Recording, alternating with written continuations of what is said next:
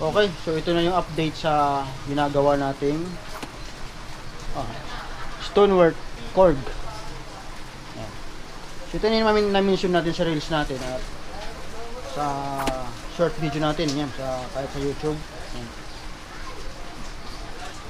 So ito ginawa namin kanina, pinapalitan ko kay Ernie yung mga button dito na malfunction. Puro tatlo yata yung napalitan dito. Tapos individual. Tapos yan, linis-linis lang at hinang-hinang. Okay, so testing natin. Okay, so mayroon ng ano yan. Mayroon tayong mga connection. So output, doon na lang tayo sa headphone nag-connect. Tapos yung input natin, microphone. At nag-try din kami sa auxiliary kanina. Ito, yung para sa cellphone. Nag-try din kami. So, kung gamitin natin ngayon, mic. Mic na lang, para mas madali. At para ma-recognize yung music. Op! So, kasama na yung sound effect natin, yung ingay ng ulan. Kasi umuulan.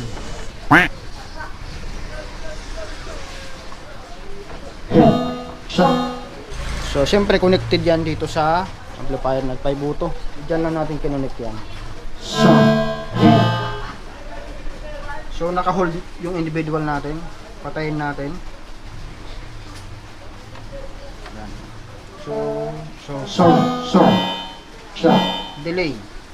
Ito natin yung delay. On natin yung drive amp.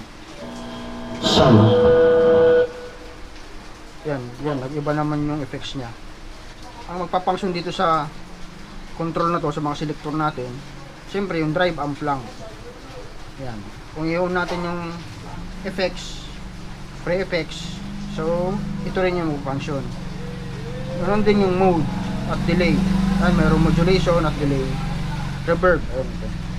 So kung i-hold natin tong individual at i-on natin to lahat, yan, sama-sama silang lahat, magpa-function.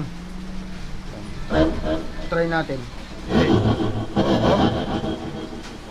Hindi mo na maintindihan yung sound sa halo-halo mga effects.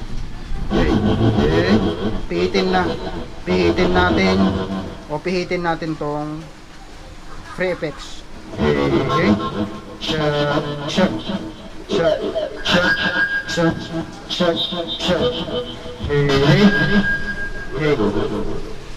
Okay, i-try natin yung drive amp.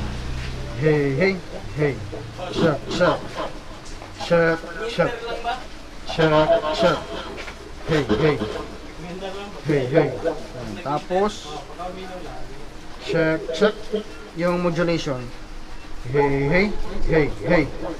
Check. Delay. Check.